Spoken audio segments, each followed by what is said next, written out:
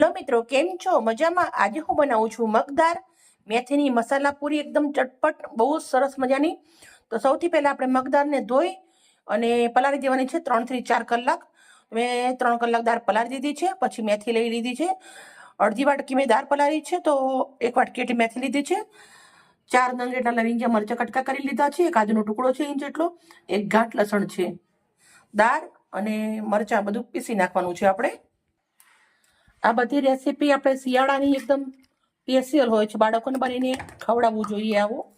તો દાળ આપણે મિક્સરના જારમાં નાખી છે, પછી આપણે મરચાં લસણ ને આદુ પણ નાખી દઉં છું.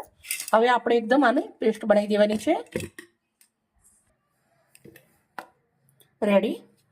મેં મગની દાળના ફોતરા નથી કાઢ્યા, તમારે ફોતરા કાઢવા હોય તો તમે કાઢી શકો છો, યા મોગર દાળ બી લઈ શકો છો. 1 વાટકી મેં ઘઉંનો લીધો છે લોટ ચારીને. 2 ચમચી હું ચણાનો લોટ નાખું છું નાની.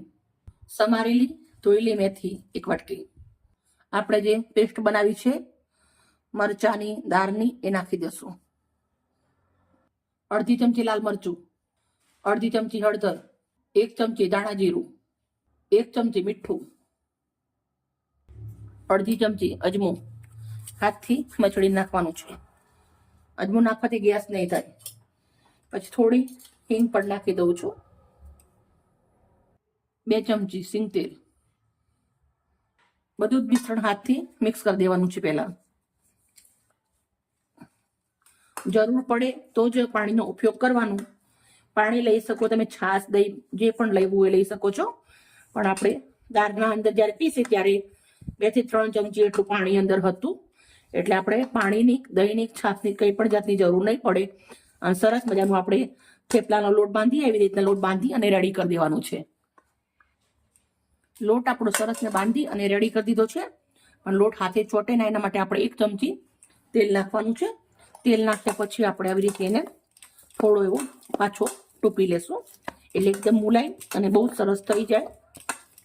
લોટને હવે આપણે 5 થી 10 મિનિટ રેસ્ટ કરવા દેશું. લોટ રેડી થઈ ગયો છે, આને ઢાંકી દેશું.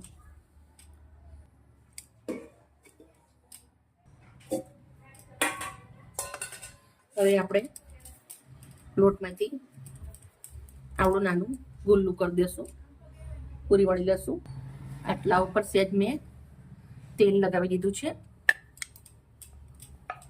હવે આપણે આને નાની સરખી પૂરી વળી લેશું. બહુ નાની નહીં, બહુ મોટી નહીં. રેડી.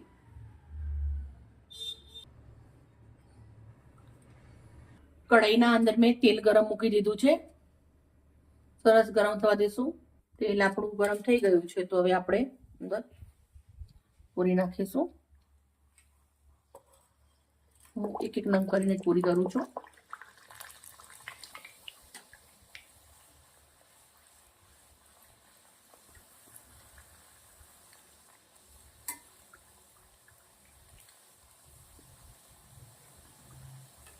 આ મસાલા પૂરી છે એટલે બહુ જ ફૂલશે નહીં. જેવી રીતે આપણે ઘઉંના લોટની બનાવીએ ને એવી રીતે ના ફૂલે, પણ ખાવામાં એવી જોરદાર લાગે ને, બહુ જ મસ્ત.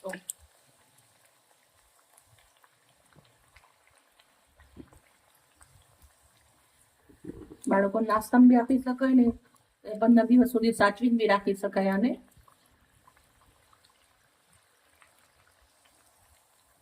બંને બાજુ મસ્ત આવી રીતના ક્રિસ્પી કરી દેવાની છે.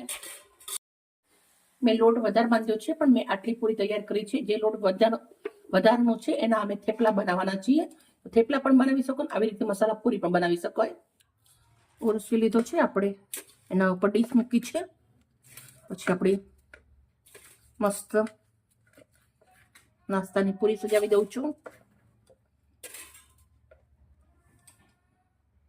પછી લેવાનું છે દહીં. એના ઉપર નાખું છું થોડું લાલ મરચું, થોડું એવું મીઠું, થોડો ચાટ મસાલો. પૂરી પણ આપણે ઉપર થોડો ચાટ મસાલો નાખી દઉં છું.